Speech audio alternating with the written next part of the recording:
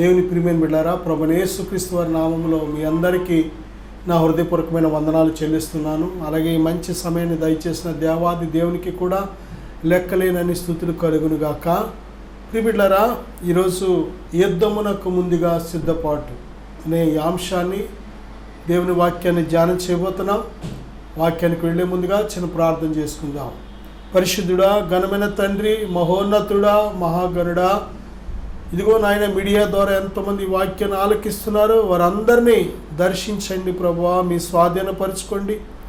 ఇప్పుడే మాతో మాట్లాడండి ప్రభువా, వినే చెవి, గ్రహించే హృదయం మా అందరికీ దయచేయమని యేసుక్రీస్తు వారి నామములో అడుగుచున్నాను తండ్రి, ఆమేన్.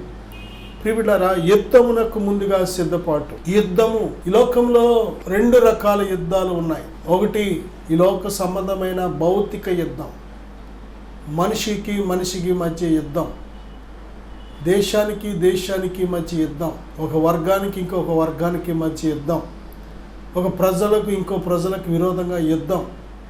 ఈ లోకంలో అనేక రకాల భౌతిక సంబంధమైన యుద్ధాలు ఉన్నాయి. ఈ రెండవ యుద్ధం ఆత్మ సంబంధమైన యుద్ధం.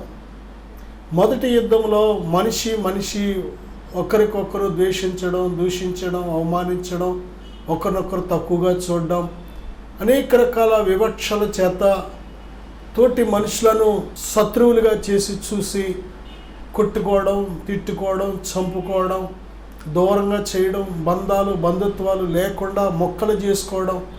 ఇది మొదటి రకం యుద్ధం. ఇక రెండవ రకం యుద్ధం ఏదంటే ఆత్మ సంబంధమైన యుద్ధం. ప్రతి మనిషి హృదయము ఒక యుద్ధ రణరంగం. దేని బిడ్డారా, ఈ యుద్ధంలో మన శత్రువులు ఎవరు అంటే, మొట్టమొదటి శత్రువు ఎవరు అంటే శత్రువైన సాతాను. ప్రిబిడ, ఆది నుండి వాడు శత్రువు. ఆది నుండి శత్రువైన సాతాను వాడు శత్రువుగానే ఉన్నాడు, మనకు విరోధముగానే ఉన్నాడు. అందుకే ఎఫెసీ పత్రిక 6:11 మీ విరోధి అయిన అపవాది, మన విరోధి అయిన అపవాది వాడు ఆత్మ కనుక వాడు మన హృదయం మీద, మన హృదయంలోకి వచ్చి మన మీద దాడి చేస్తూ ఉంటాడు. ఎన్నో రకాలుగా మన మీద యుద్ధాన్ని ప్రకటిస్తూ ఉంటాడు. వాడు చాలా కుయుక్తిగా యుద్ధాన్ని జరిగిస్తూ ఉంటాడు. శత్రువైన సాతాను మొట్టమొదటి మన యుద్ధ రణరంగంలో ఒక శత్రువుగా ఉన్నాడు. రెండవ శత్రువు ఎవరు అంటే శరీర సంబంధమైన మనసు. శరీర కార్యాలు ఏ మనిషిలో అయితే ఉంటాయో ఆ మనిషిలో ఆ శరీరం ఒక శత్రువుగా పోరాడుతూ ఉంటుంది. శరీర కార్యములు స్పష్టమైనవి అవేమనగా జారత్వము, అపవిత్రత, విగ్రహారాధన, అభిచారము, ద్వేషము, మత్సరము, మత్తతలు. దేని బిడ్డారా, అనేక రకాల కార్యాలు మనం చూడగలం. గలతీయులకు రాసిన పత్రిక 5వ అధ్యాయం 19 నుంచి మనం చూస్తే శరీర కార్యాలు ఒక లిస్టు. ఇవన్నీ కూడా శరీర సంబంధమైన మనస్సు మన మీద పోరాడుతూ ఉంటుంది, ఎప్పుడు కూడా ప్రేరేపిస్తూ ఉంటుంది. మొదటి శత్రువైన సాతాను, రెండవది శరీర సంబంధమైన మనస్సు, శరీర సంబంధమైన క్రియలు మనతో పోరాడుతూ ఉంటాయి. మూడవదిగా లోకం ఒక శత్రువు. ఈ లోక స్నేహము దేవునితో వైరం. దేవుని నుంచి మనకున్న సహవాసాన్ని, స్నేహాన్ని, బంధాన్ని, బంధుత్వాన్ని పూర్తిగా దూరం చేసే భయంకరమైన శత్రువు ఎవరంటే లోకం. అలాగే మరొక శత్రువు ఎవరంటే పాపం. పాపము చేసిన మరుక్షణమే మనం దేవునికి దూరం అయిపోతాం. పాపము మనకు నమ్మే విధంగా ఉంటుంది, ఆకర్షణీయంగా ఉంటుంది, నిజముగా అన్నట్టు ఉంటుంది. పాపం వల్ల ఒక భ్రమ కలుగుతూ ఉంటుంది. కానీ పాపం అనేది పూర్తిగా దేవునికి మనకు మధ్య పెద్ద అగాధాన్ని తెచ్చిపెడుతూ ఉంటుంది. కనుక ఈ 5 రకాల శత్రువులు మనం నిత్యము, ప్రతిరోజు, ప్రతి క్షణము జయిస్తుండవలసిందే. జయించువానికి జీవవృక్ష ఫలాలు తిన్నిస్తానని ప్రభు చెప్పారు. జయించాలి. జై జీవితం అంటే చర్చికి రెగ్యులర్గా వెళ్ళడం కాదు. జై జీవితం అంటే దేవునికి కానుక ఇవ్వడం కాదు. జై జీవితం అంటే క్రిస్టియన్ పేరు పెట్టుకోవడం కాదు. జై జీవితం అంటే వాక్యాన్ని రోజు చదువుకోవడం, రోజు ప్రార్థన చేసుకోవడం కాదు. జై జీవితం అంటే ఈ శత్రువులను జయించి నువ్వు జీవించడం. ఈ శత్రువులైన ఒకటి అపవాదిని జయించాలి, రెండవదిగా శరీర సంబంధమైన మనస్సు జయించాలి. మూడవదిగా లోకాన్ని జయించాలి. నాలుగవదిగా పాపాన్ని జయించాలి. ప్రియమిత్రులారా, వీటిని జయించి వీటి మీద సంపూర్ణ విజయాన్ని మనం కలిగినప్పుడే జయ జీవితాన్ని జీవించినట్లే. బైబిల్ ఏం చెప్తుందంటే, శత్రువైన సాతాన్ని జయించాలి అంటే దేవునికి లోబడి ఉండుడి, అపవాదిని ఎదిరించండి, అప్పుడు వాడు మీ వద్ద నుండి పారిపోతాడు. చాలా సింపుల్. దేవునికి నిన్ను నువ్వు పూర్తిగా లోబడటమే. దేవునికి ఎంతవరకు నువ్వు లోబడతావో అంతవరకు సాతాను మీద సంపూర్ణమైన విజయాన్ని కలిగి ఉండగలుగుతావు. లోబడ్డం అంటే దేని బిడ్డరా చూడండి, నడుమునకు సత్యమును దట్టి కట్టుకొని. బిడ్డలారా, జయ జీవితానికి యుద్ధములో జయం పొందాలి అంటే, అపవాది తంత్రములను జయించుటకు శక్తివంతులుగా మనం ఉండాలి అంటే సర్వాంగ కవచాన్ని మనం ధరించుకోవాలి. సర్వాంగ కవచం, నడుమునకు సత్యమును దట్టి కట్టుకోవాలి. ఎఫెసీయులు 6:14 సత్యము అనేది ఎప్పుడు కూడా నీకు నడానికి ఒక దట్టి ఎంత బలమిస్తుందో, సత్యాన్ని విడిచిపెట్టకుండా సత్యాన్ని నువ్వు పలుకుతూ సత్యంలో జీవిస్తూ సత్యాన్ని వెంబడించినంత కాలం అసలు ఎంత బలమైన బిడ్డగా ఉంటావంటే అంత బలమైన విశ్వాసిగా ఉంటావు. ఎఫెసీయుల పత్రిక 6:14 నీతి అను మైమారపు తొడుక్కొని, నీతి కలిగిన జీవితం విడిచిపెట్టకూడదు. నీతిమంతుడిగా నీతిమంతురాలుగా మనం బ్రతకాలి. ప్రభువైన యేసుక్రీస్తునందు విశ్వాసం ఉంచిన వారిని దేవుడు ఉచితంగా నీతిమంతులుగా చేస్తున్నాడు కనుక అనీతిని మనం పోగొట్టుకోకూడదు. అలాగే ఎఫెసీయులు 6:15 పాపములకు మన పాదములకు సమాధాన సువార్త వలనైన సిద్ధ మనస్సును జోడు తొడుగుకొని నిలవబడాలి. సమాధానకరమైన సిద్ధ మనస్సును జోడు తొడుగుకొని నిలబడాలి. ఎఫెసీయుల పత్రిక 6:16 విశ్వాసమును డాలు పట్టుకొనుడి, దానితో మీరు దుష్టుని అగ్నిబాణములన్నిటినీ ఆర్పివేయుటకు శక్తిమంతులగుదురు. విశ్వాసం అనేది ఒక డాలుగా పనిచేస్తూ ఉంటుంది. అపవాది అగ్ని బాణాలు వేస్తూ ఉంటాడు. ప్రియమిత్రులారా, నేను పడగొట్టడానికి అనేక రకాల బాణాలు అనేక రూపాల్లో వేస్తూ ఉంటాడు. ఈరోజు వాడి బాణాలకు గురై పడిపోతున్న వాళ్ళు ఎంతోమంది. విశ్వాసం చాలతలేదు.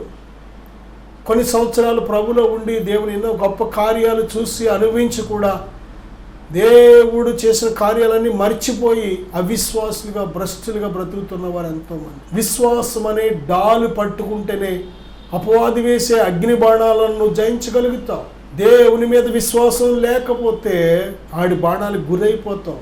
దేవుని మీద విశ్వాసము లోతుగా లేకపోతే శ్రమనే సూర్యరశ్మి వచ్చినప్పుడు ఎండి మాడిపోతావు. ప్రిబిడ, రక్షణను శిరస్త్రాణము ధరించుకోవాలి. రక్షణ పొందావా? ఎన్ని సంవత్సరాల నుంచో వాక్యం వింటున్నాం, మందిరానికి పెడుతున్నాం, కానీ ఇంకా రక్షణ అనేది పొందకుండానే ఆలస్యం చేస్తూ ఉంటాం. రేపని మాపని ఎన్నో కారణాలు, అడ్డులు, ఆటంకాలు చెబుతూ ఉంటాం. రక్షించబడడానికి ఎప్పుడు అనుకూలం అంటే నేడే రక్షణ దినం, ఇదే అనుకూలమైన సమయం. ఇలాంటి సమయాలు ఎన్నిసార్లు పోగొట్టుకుంటూ ఉంటాం. దేవుడు కృపచేత మరొక రోజు ఇస్తూ ఉంటే ఆ రోజుల విలువ తెలియకుండా వ్యర్థపరిచేస్తూ ఉంటాం.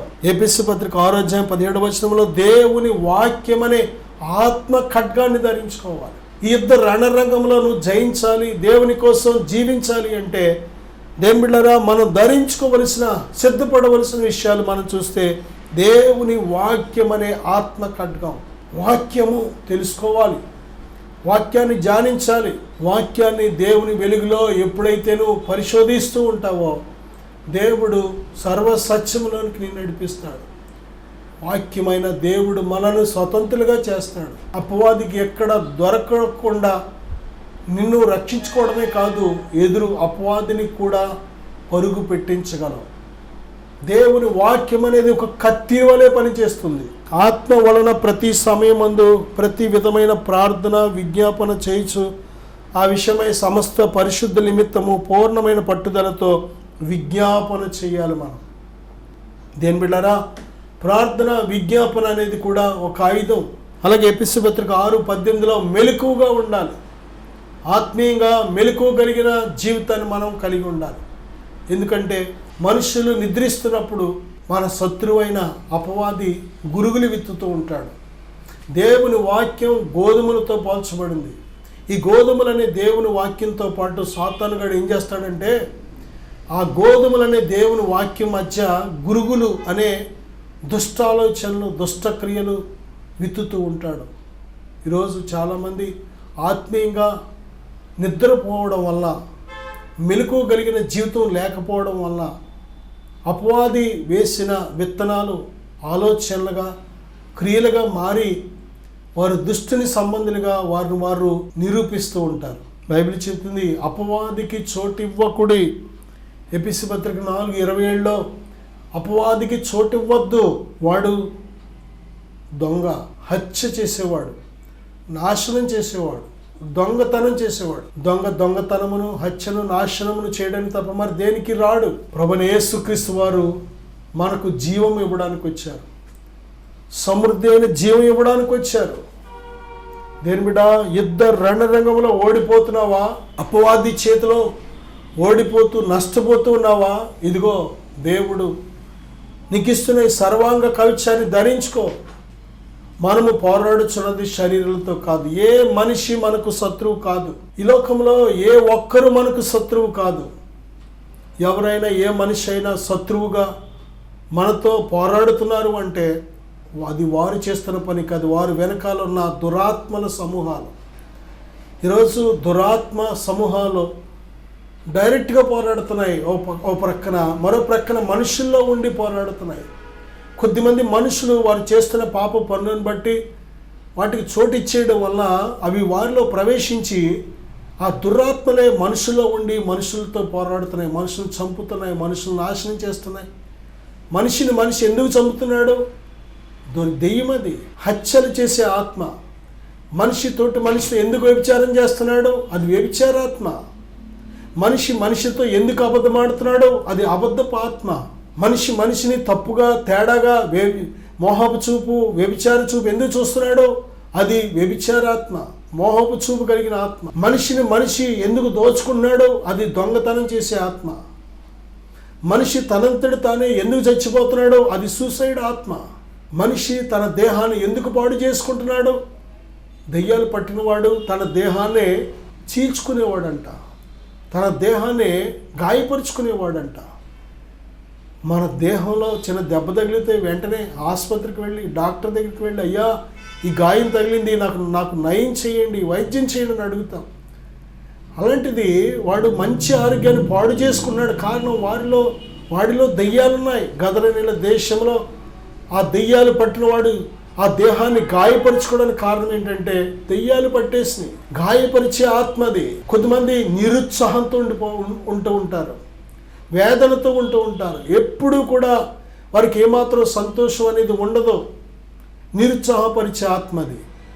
కొద్దిమంది ఎప్పుడు కూడా క్రోధము, కోపముతో నిండిపోయి ఉంటూ ఉంటారు. భార్యతో సరిగ్గా ప్రేమతో మాట్లాడలేరు, బిడ్డలతో సరిగ్గా మాట్లాడలేరు, భర్తతో సరిగ్గా మాట్లాడలేదా భార్య. చాలామంది అత్తగారితో ఎప్పుడు కూడా కోపం. చాలామంది కోడలతో కోపం, పిల్లలతో కోపం, ఇరుగు పొరుగు వారితో కోపం. నవ్వు అనేది వాళ్ళ బ్రతుకుల్లో, వాళ్ళ మొక్కలో ఉండదిక. కారణం ఏంటంటే అదొక కోప ఆత్మ, స్పిరిట్ ఆఫ్ యాంగ్రీ. దేని బిడ్డారా, ఈరోజు ఎంతమంది ఎన్ని రకాల దురాత్మలతో పోరాడుతున్నారు. మనం పోరాడుచున్నది శరీరాలతో కాదు. ఏ శరీరం మనకు శత్రువు కాదు. ప్రియులారా, దురాత్మలు ప్రత్యక్షంగా మనతో పోరాడుతున్నాయి. మనుషులు నిద్రపోవడం వల్ల, మెలకువగా ఉండకపోవడం వల్ల, ఆత్మ సంబంధమైన నిద్రలో ఉండడం వల్ల వారి కన్నులకు గుడ్డితనం సాతానుగాడు కలుగజేసి వారి మనసుకు మత్తును కలుగజేసి వాడు ఏం చేస్తున్నాడంటే గురుగులు విత్తుతున్నాడు, దురాలోచనలు విత్తుతున్నాడు, తప్పుడు ఆలోచనలు, తప్పుడు నిర్ణయాలు, తప్పుడు మార్గంలో ప్రయాణం చేయడానికి ప్రేరేపిస్తున్నాడు సాతానుగాడు. ఈరోజు ఎంతోమంది వాడి దాడికి గురయ్యి నష్టపోతున్న వాళ్ళు ఎంతోమంది. ఆత్మహత్యలు చేసుకుంటున్న ప్రతి ఒక్కరి వెనకాల ప్రేరేపణ కలుగజేసింది ఎవరో తెలుసా? దెయ్యమే. Suicide spirit. సూసైడ్ చేసుకోవాల్సిన పని లేదు. దేని బిడ్డ, ఇది యుద్ధ రణరంగం. నీకు తెలియక ఆ శత్రువైన సాతాను ప్రేరేపణకు లొంగిపోతున్నావేమో. దేవుడు మనలను చంపుకోవడానికి సృష్టించలేదు. మనం ఒకరినొకరు చంపుకోవడానికి మనల్ని సృష్టించలేదు. మనంతటా మనమే చావడానికి దేవుడు సృష్టించలేదు. మనము బ్రతకాలనే మన కోసం తన ప్రాణం సిలువలో పెట్టాడు. ఆయన మనల్ని బ్రతికించడానికి ఆయన మరణాన్ని గెలిచి తిరిగి లేచాడు. ఆయన నా సహోదరుడా, సహోదరి, నువ్వు ఎప్పుడైతే ఏ క్షణమైతే దేవునికి లోబడుతున్నావో, దేవుని అధికారానికి నీ ప్రవర్తన అంతటి మీద చోటిస్తున్నావో, ఇక మరణం నేనేమి చేయలేదు. శత్రువైన సాతానుగాడు నీ మీద అధికారం చలాయించలేడు. దేవునికి చోటిమ్మన్నాడు దేవుడు. అపవాదికి చోటివ్వద్దు, దేవునికి చోటివ్వు. నీ హృదయంలో దేవునికి స్థానమే. ప్రభువా, నా హృదయంలోకి రండి, నన్ను నడిపించండి, ఈ ప్రతి విధమైన దురాత్మల బంధకాల నుంచి విడిపించండి అని నువ్వు అడిగినట్లయితే దేవుడు నేను సర్వసత్యంలోనికి నడిపిస్తాడు. ఈరోజు ఈ ఆత్మ సంబంధమైన యుద్ధంలో ఎంతోమంది ఓడిపోవడానికి కారణం దేని బిడ్డ? యుద్ధంలో శత్రువు ఎవరో తెలియట్లేదు. శత్రువు చేసే దాడి ఎన్ని విధాలుగా చేస్తున్నాడో తెలియట్లేదు. వాడు రక్షణ పొందనివ్వడు. శత్రువు నిన్ను రక్షణ పొందనివ్వడు, దేవునిని తెలుసుకొనివ్వడు. శత్రువైన సాతాను చేస్తున్న దాడి ఏంటో తెలుసా? దేవునిని తెలుసుకొనివ్వడు. ఈ యుగ సంబంధమైన దేవత గుడ్డివారిగా చేస్తుంది మనలను. దేవునిని చూడనివ్వడు, దేవుని స్వరం విననివ్వడు, దేవుని యొద్దకు వెళ్ళనివ్వడు సాతాను. దేవునికి లోబడనివ్వడు, ఏమాత్రం దేవునికి సాక్షిగా బ్రతకనివ్వడు. ప్రియుడా, శత్రువు చేస్తున్న దాడి తెలుసా? దెయ్యాలు పట్టిన వారిని మనం చూసినట్లయితే ప్రియులారా, వారందరూ కూడా 18 సంవత్సరాలు ఒక ఆవిడ్ని దెయ్యం పట్టి ఏం చేసిందంటే నడాన్ని వంచేసిందంట. ఆవిడికి శరీరంలో వచ్చిన వ్యాధి కాదు అది. దెయ్యం ఆమెను స్వాధీనపరచుకోవడం వల్ల పైకి చూడకుండా నడానికి పట్టి వంచేసింది. ఆ దెయ్యాన్ని వెళ్ళగొట్టగానే, ప్రభువైన యేసుక్రీస్తు వారు ఆ దెయ్యాన్ని వెళ్ళగొట్టగానే ఆమె లేచి నిలబడింది. కారణం దెయ్యము తెచ్చిన వ్యాధి. చాలామందికి మోగ, చాలామందికి చెవుడు, చాలామందికి దేని బిడ్డారా ఏదో ఒక వ్యాధిని పెడుతూ ఉంటుంది. చాలామందికి ఒక వ్యక్తికి దెయ్యం పట్టినప్పుడు తరచుగా వాడు అగ్నిలోను నీళ్లలోనూ పడిపోయేవాడంట. దెయ్యాలు పట్టిన వాడు ఒకడైతే ఇంటిని సమాజాన్ని విడిచిపెట్టి సమాధిలో ఉండేవాడంట. ప్రియులారా, ఈరోజు ఎంతోమంది శత్రువైన సాతానికి చోటు ఇవ్వడం వల్ల వారి జీవితాలు, వారి దేహాలు ఎంతగానో నాశనం అయిపోతున్నాయి. శత్రువు నీలోకి రాకముందే యుద్ధంలో వాడిని జయించడానికి సిద్ధంగా ఉండాలి. పాపపు ఆలోచనలు పెడుతూ ఉంటాడు సాతాను. పాపాన్ని చూడమంటూ ఉంటాడు, ప్రేరేపిస్తూ ఉంటాడు. దేవుడు చూడవద్దన్న వాటిని, చూడవద్దన్న వాటిని చూడొచ్చు, పర్లేదు, ఎంతమంది చూడట్లేదు, తప్పేం కాదు, చూడు, ఎంజాయ్ చేయి అంటూ ఉంటాడు. చాలా జాగ్రత్త. దేవుడు చూడవద్దన్న వాటిని చూడమంటాడు సాతాను. దేవుడు మాట్లాడవద్దన్న మాటలే మాట్లాడమంటాడు సాతాను. దేవుడు వెళ్ళొద్దు అన్న చోటకి వెళ్ళమంటాడు సాతాను. దేవుడు చేయొద్దు అన్న పనులే చేయొచ్చు అంటాడు సాతాను. మోసపోవద్దు. ఆది నుంచి వాడు బ్రతికిదే. శత్రువైన సాతాను వాడు చేసే మోసం ఏంటంటే దేవుడు ఏ పనైతే చెయ్యొద్దన్నాడో అదే చెయ్యొచ్చు నువ్వు అంటూ ఉంటాడు. దేవుడు ఏ పనైతే చేయమన్నాడో అది చెయ్యక్కర్లేదు, పర్లేదు, చేయకపోయినేమవుదా అని రివర్స్లో చెప్తూ ఉంటాడు. దేవుడు చెప్పిన ప్రతిదానికి ఆపోజిట్లో రివర్స్లో చెప్తూ ఉంటాడు సాతాను. నీకు వాక్యాన్ని తెలిసినట్లయితే సాతాను యొక్క పన్నాగం గుర్తుపట్టగలుగుతావు. ఎందుకంటే వాక్యానికి విరోధంగా ప్రేరేపించేది సాతాను ఆత్మ, దుర్రాత్మ, దెయ్యపు ఆత్మ, అపవిత్రాత్మ, అనేక రకాల పేర్లతో పిలువబడుతున్నాయి వాటి పేర్లు. నా సహోదరుడా, ఈరోజు చాలామంది కుటుంబాలు చిందరవందరైపోవడానికి కారణం దురాత్మలే. చాలామంది కాపురాలు మొక్కలైపోవడానికి కారణం దురాత్మలే. చాలామంది రోగాలు పాలవడానికి కారణం దురాత్మలే. చాలామంది పాప బంధకాలు ఉండడానికి కారణం దురాత్మలే. చాలామంది నెమ్మది లేక, సమాధానం లేక వారు దేశదిమ్మరులుగా తిరగడానికి కారణం దురాత్మలే. దేని బిడ్డ, నువ్వు గ్రహించినట్లయితే ఇదిగో నేను విడిపించే దేవుడు ప్రభువైన యేసుక్రీస్తు వారు.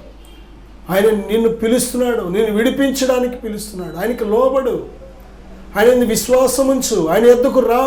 నోరు తెరిచి మనస్ఫూర్తిగా ప్రభువా నాకు విడుదల దాయిచ్చేయి, ఈ దురాత్మల సమూహాల నుంచి నాకు విడుదల దాయిచ్చేయి, దెయ్యం బంధకాల నుంచి విడుదల దాయిచ్చేయి అని నువ్వు నోరు తెరిచి ఎప్పుడైతే అడుగుతావో ప్రియుడ, తప్పనిసరిగా దేవుడు నీకు విడుదల ఇచ్చే దేవుడు.